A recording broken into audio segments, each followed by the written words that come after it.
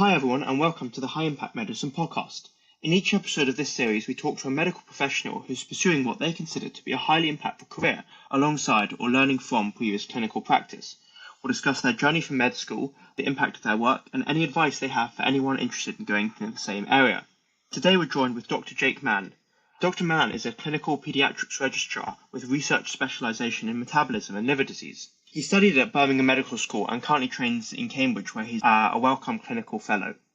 He has a strong interest in clinical research, as well as high-impact research focuses for doctors, and we're really excited to chat to him today about his work in balancing clinical work with research. Jake. Hi, thanks very much for inviting me to come and chat. Our pleasure. So to start things off, I was wondering if you could tell us a little bit about your journey from medical school to where you are now. So I suppose in one way, quite atypically, I decided very early on, sort of in third or fourth year of medical school, that I had a very specific interest, that I wanted to work in pediatric liver disease and with a more research focus than a more clinical focus. This sort of evolved in the early few years of medical school. I just decided that the liver seemed like an interesting organ. I was broadly interested in the basic sciences. I decided pediatrics was just generally better than adult medicine, and I wanted to do a bit of research. So then sort of just combined everything, and everything's gone from there. And then since then, effectively, everything has been quite targeted in terms of my career trajectory to date. So I did a academic foundation in Leeds, then moved on to do an ACF in Pediatrics in Cambridge with the idea of being able to do some research with their metabolism groups there. And then I've just got a post to specialise in paediatric hepatology starting in Birmingham as I finish my PhD in the next few weeks, really. Oh, brilliant. Well, congratulations. And that's really exciting. I wish I knew in second or third year what I wanted to do. So, and kind of related, what originally got you interested in doing good? Well, I suppose I would say in one way it's a blessing and a curse knowing exactly what you want to do quite so early on, for several reasons. Firstly, there was the risk of false confirmation bias when you think you know what you want to do quite so early on before you've had a true insight into a broad series of things. So I'd say almost up until the point I was working my PhD, I've been kind of just ploughing on with this single, very clear focus. And then during my PhD, I had time to really reflect on what actually is the best thing that I could work on, and is this sort of research the kind of thing that is most suited both to me, but also more broadly, what is the useful thing to work on? So it was actually over the last few years, I've been trying to actively seek out what do the big global funding bodies, the Gates Foundation, Howard Hughes Medical Institute, Wellcome, what are they saying are the top priorities? And then what are other independent think tanks saying are the top priorities? And then looking into more pure kind of effective altruism readings. And through that, I've then ended up sort of in the sort of position I am now, trying to align my feelings or passion, effective altruism, with my career and the sort of niche focus I already have in terms of clinical research practice. Brilliant. For people who don't know, would you mind saying a little bit about what effective altruism is for you and how it sort of is involved in your life? So I hope I don't mess up a definition here, but for me, effective altruism is just trying to do good in the most broad sense of the word, but in a evidence-based way that is more than just, that is applying some form of academic rigour to how we're trying to go about doing good. So for me, that initially started with signing up to donate 10% of all my earnings to effective charities, and then trying to consider beyond that, how can I align my career towards doing something that is meaningful? Now, clearly, working within clinical healthcare is meaningful, but then if I've said I want to work in just genetic pediatric metabolic liver disease, then is there a way that I can push the focus of what I'm doing towards something that is a more high priority target, both considering important factors currently, particularly thinking outside of the tiny bubble that we live in, and then also long-term in terms of kind of humanity and the highly long-termist perspective, the kind of writings of Toby Ord and people like that. Brilliant. Yeah, thanks. Pop some links in the description to some of the resources you suggested, and great to hear you've taken the Giving What We Can or an equivalent 10% pledge. That's really exciting. So you've mentioned a couple of experiences you've had since medical school, doing an academic foundation program, working as a registrar, doing a PhD. I was wondering if you could tell us a little bit more about them, what they were like, what you enjoyed, and maybe what you didn't enjoy so much about each of them. I mean, I think this will come as no surprise to anyone who has worked with me on the wards. Whilst I do get stuck into my clinical job, I have to say I haven't always necessarily found a complete fulfilment in my day-to-day clinical job. I suppose the overall sense I sometimes got was that there was limited progression. You would see some patients, hopefully make an intervention, hopefully make them feel better or get better, and then you would move on to someone else. I sometimes had the sense that I was a little bit replaceable. And as far as I understand from the data, that is broadly what is supported by evidence, particularly in well-resourced, high-income countries. Clinicians are comparatively replaceable, and the addition of a single clinician per head of population has a minimal impact. Whereas I found that when I was doing a bit of research, you felt that you were contributing to a body of knowledge, and hopefully, as long as there's not too much redundant replication, though some replication is important, there was an element of progression. So when I got involved in doing a little research project here, you felt, oh, right, well, sure, this isn't groundbreaking, but I've contributed a bit, and then that moves the field forwards a tiny bit. And I suppose that general sense of contribution moving forwards, not then going back and just reverting to what you did a few years ago, was really what has led me to want to stick with research and focus on that long term. That makes sense, yeah. So when doing your PhD, I guess what skills have you felt that you needed for that, and how did you learn them in your sort of journey since, or even during medical school? So I guess perhaps this will be discussed by other people that you have in your podcast, but clearly there's a whole range of different sorts of PhDs that you can do. I decided to do one that was wet lab as such, so predominantly cell biology plus some in vivo phenotyping of a genetically modified animal. And that had been my plan for a long time, because whilst you can pick up doing other bits, dry lab research, coding, data analysis and things sort of in your spare time or at the weekends or in an afternoon, to do wet lab science, you really need a dedicated period of time. So therefore I decided several years ago that this is what my PhD was going to be. And with that, the advice certainly that I have, and that I would say is now fair, you can't really pick up the skills to do wet lab science without a prolonged dedicated period of research, more than a year.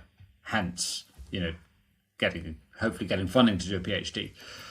But alongside that, I've tried to develop a broad set of research skills. So I've done quite a lot of genetic epidemiology, meta-analysis, and started up a clinical registry. Whilst I'm not exactly sure what combination of those skills will be used long term, I feel that it's important to have a good breadth of skills, because then it means that when I do collaborative research in the future, I'll be able to work on them. The best sort of way to pick up those sorts of skills, I would say, is actually just getting stuck in and committing to a project, and then seeing it all the way through to completion, by which I mean publication. And my experience is that the overall level of pain and frustration involved to get a project from 80% done to actually published, it just gets harder every single month. But each time you get something over the line, you learn. So my top tip really would be to get stuck in and to see it through, even if there's a lot of resistance and wanting to back out. I find that experience very relatable, even with my sort of very limited experience doing some wet lab project. And you mentioned that you did an academic foundation program. How was the research experience as part of that, and how did it compare to what you're doing now for your PhD? So first caveat is that I did my academic foundation program, I suppose, more than a decade ago now. So I'm assuming that things haven't changed grossly. When I did it, I got a 4-month block where I was still doing kind of 1 in 4 weekends on call, but otherwise my weeks were totally protected to doing research. And the department I worked in, I there were two heads of research, and they broadly said you can either do a dry lab project where you're likely to do several things, work very hard, but you're more likely to get a publication, or you can do a wet lab project where you will probably also work hard, but you're much less likely to get a first author publication. In the end, I opted for the wet lab project, mostly just to confirm to myself whether I did or didn't want to do a wet lab PhD. So in my mind, the outcome I wanted was, do I want to do a wet lab science PhD? And therefore, I didn't rely on that to actually get me any papers, really do anything apart from hang around a lab, see what it's like. Is this what I want to spend 3 years doing? And I got that out of it and figured that, yes, I'd like to go down that route. Speaking to other people, other colleagues, I know that it can be frustrating sometimes for people if they come in with quite substantial expectations of having output, by which I mean, publications, presentations, prizes, so forth, from a short period of time. Realistically, you're not going to make a major contribution within 4 months. So on that basis, I decided this is what I want for my 4-month period. If I want to tick off boxes on my CV and do other things, then that has to be in my spare time, and I'll do dry lab research of another form. So that's how I approached it. And since then, in I guess the last decade, have you managed to do any research alongside your training as a paediatrician? Yeah, broadly, I have had something ticking along the entire time, which perhaps is more a reflection of my inability to say no or getting too excited about potential projects. But I would say it is more an investment in my training for the future. Some of the things have turned into papers. Some of them have just died a death because you've got partway along and realised that this didn't make sense. So I have broadly always had something on, which has meant working in the sense that it's stuff I've chosen to do in my time when not doing clinical work, and that's how I get my kicks. So I'm not complaining, but that's how I've chosen to do research in my spare time. Going up to your PhD, you haven't really had any sort of block of time or regularly blocked out period to be able to do research. So I suppose during the academic clinical fellowship, so I got a 9-month block. So 4 months during FY2, then did sort of 3 years, 2.5 years full-time Pediatrics, then had 9 months in a lab where I gathered some data, which then allowed me to apply for my PhD funding. Then I had to go back into clinical training for about 18 months, and then I've been out of program for 3 years doing my PhD. Done the odd shift here and there, but not done a huge amount. And now I'm just about to go back in full-time clinical again, up until the point when I, at some stage, hopefully can get some more funding to do research going forwards. Leads me on very nicely to ask you, how is it balancing clinical work with research during sort of all these different periods? And I guess what would your ideal be? So, up until now, I've been focused on having kind of blocks of wet lab science and clinical work and then swapping between the two, which at my level, it sort of works because you're working with a supervisor, you're given a specific project, you do a bit of time, and there are other people to then help when you leave after your period of time, they can help finish off a few things. That is in sort of contrast to the other projects I've had on the go, so the meta-analyses, the genetic epidemiology. That has been much more an hour every evening, a couple of hours in the morning, a few hours at the weekends, and on off days. So at no point have I ever had to kind of, do a clinic in the morning and then go and do research in the afternoon. To me, that would seem very difficult, and I know that some people have job plans like that, and I hope that in the future I will be able to have a setup where I'm more like 80% research, 20% clinical, but that is highly dependent on the kind of funding that you get, and it's very competitive to get fellowships that will facilitate that. It also depends what kind of research you want to do. If I want to continue down a wet lab science route, looking towards mechanistic cell biology, in vivo physiology, then I think a kind of 80-20 split like that is good. And overall, I think that would pertain well to my feelings about effective altruism, that 20% of time allows me to get inspiration from clinical practice, decide on important topics, but otherwise I'm trying to contribute to where I think that my skill set is well aligned and I've got good career capital and I can make a useful contribution. And I think, some clinical practice is really important, just sort of personally and for ideas, inspiration, as you say, and continued development. So what do your plans look like the next 5 years, or even where would you see yourself? I mean, you've sort of mentioned, but I guess coming up to the end of your PhD and also your specialty training as well, right? Yes. So small task in the next 5 years. I've got to sort of decide what I want to spend most of the kind of focus of my research career is going to be on, and get funding to do it and finish training. So just a few things. But because I've sort of come out of PhD with a relatively broad skill set, having done a cell biology PhD, not really within a field that I specifically want to work in long term. So now I'm trying to decide how I could take the opportunities that are available, but also try and come up with a topic that I think that has translatability to other organ systems, because whilst my clinical practice will be in a tiny bubble, pediatric liver disease, hopefully more metabolic genetics stuff, I'd like the stuff I'm working on to then have broader applicability outside of the developed world if I can.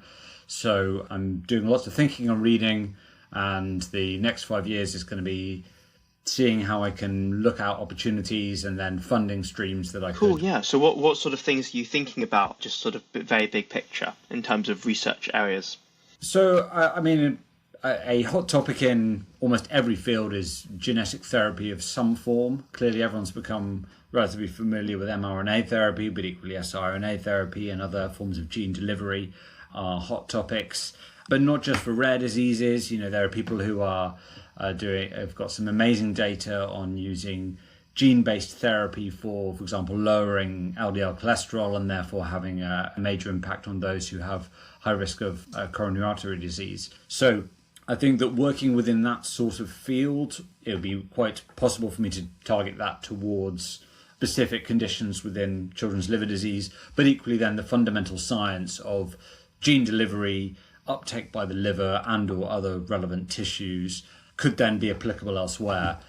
The only thing in the back of my mind is, at the moment, that is about as far as you can get from a technology that could be directly implemented in the developing world or other low resource settings. So I haven't entirely figured that out, but that to me seems like an exciting opportunity where you can give some hopefully direct benefit to patients I'm actually seeing. Yeah, definitely.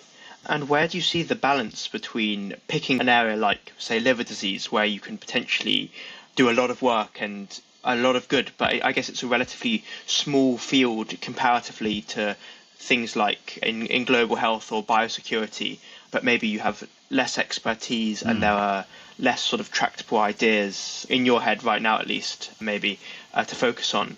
And I can see the case for both. Yeah, that's an absolutely critical question, one I've spent a long time mulling over. I suppose my personal take on it currently is that I have invested a huge amount of career capital getting to the point where I am, and particularly the fact that I have just a few years of clinical training to go. I've already got this post.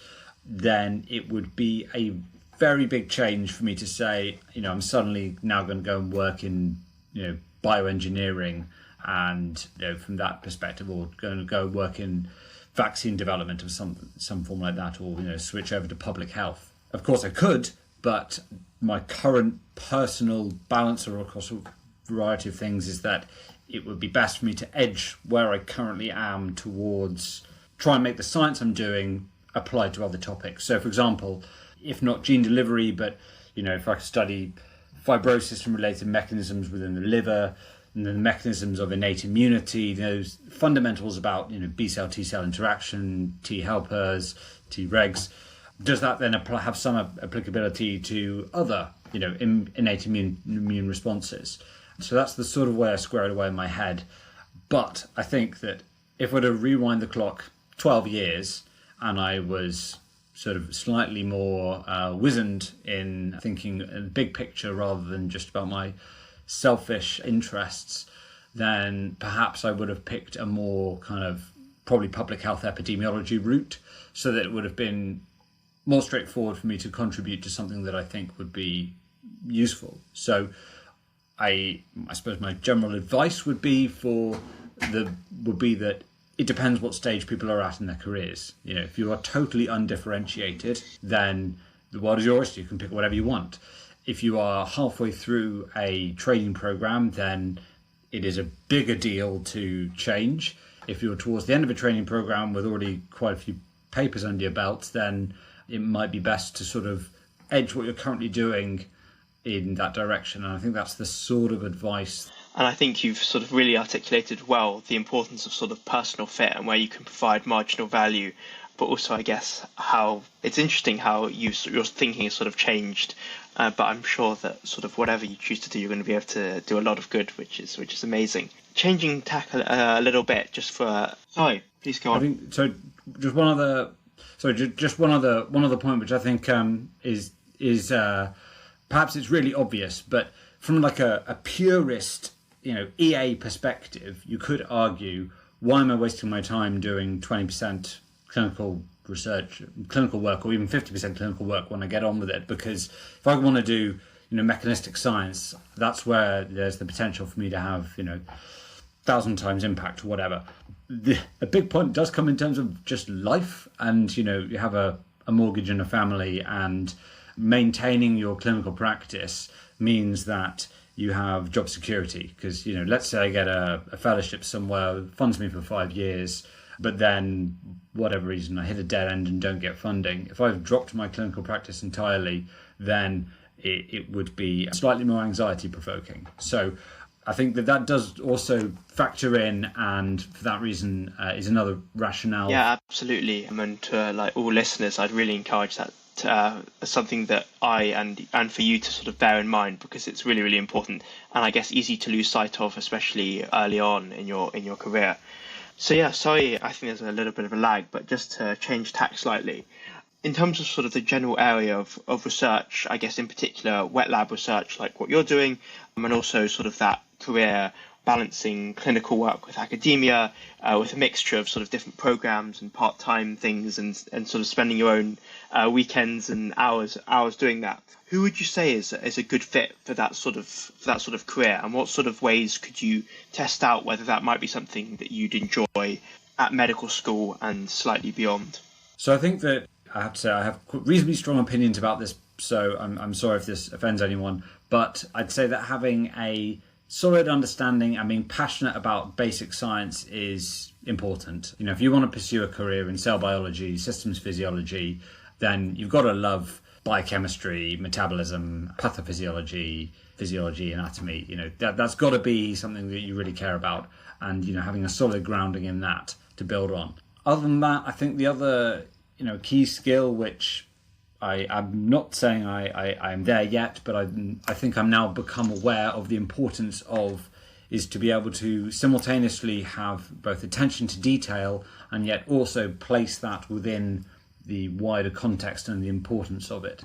So, can you understand why this particular experiment has to be done in this way with this buffer and this pH, and, what is the detail of it? But also, how does that relate to the overarching research question, and where does that sit within the system that you're involved in? And, more broadly, what does that process relate to other analogous processes? In terms of how to kind of test out that as a kind of career, I have to say it's a little bit difficult from a wet lab perspective. There's sort of no way to do it other than to get stuck in. And I would say that a very short project, like, 6 weeks, can be quite falsely misleading sometimes, because you could either have a terrible experience or a really good experience, and neither necessarily is that informative, because I've only worked in 3 labs, but they have all been really good but different experiences, and clearly every experience is highly shaped by the people you're with. Really, you need a substantial period of time, several months, and that's really what I would say the Academic Foundation Programme facilitates. Otherwise, if you have the opportunity to do an intercalation, then you can hopefully get stuck in if that's the sort of thing that your medical school allows. After that, even would go as far as saying that if you think you're that way inclined, and have a single bad experience, perhaps go on and have another stab at it and then try it out. For example, you have a bad intercalation, but you think you may be interested, have another go. Or, say, not for me, I'm going to do dry lab science. Great, yeah, I think that's really, really helpful. You've mentioned a load of sort of key points just there about sort of the value of AFP and intercalation, trying out different things. And also you've mentioned before about sort of the importance of balancing sort of a future life with family and a mortgage and things like that. Apart from these nuggets of wisdom, is there any other advice that you'd give to a medical student or young doctor who's interested in a clinical research career?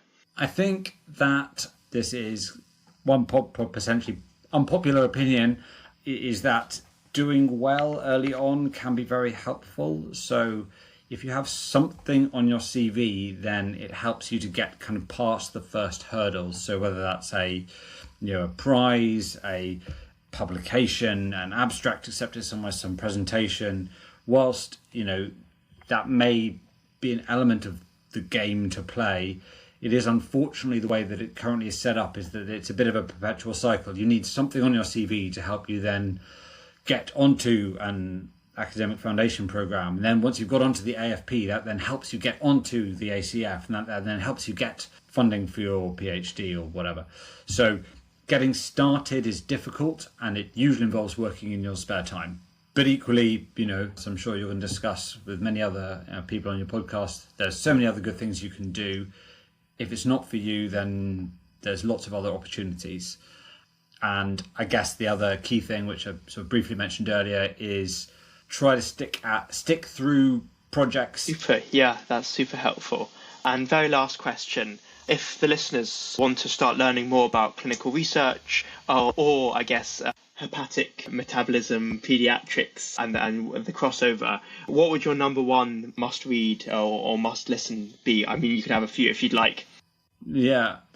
So, I mean, I guess if you think that you're generally interested in a field of research, then I would just look up some general review on, go PubMed and then put in, some solid journal like Journal of Clinical Investigation or, one of the Nature Reviews or something, and then your field, cardiovascular, or Nature Reviews Neuroscience, Nature Reviews Genetics, whatever.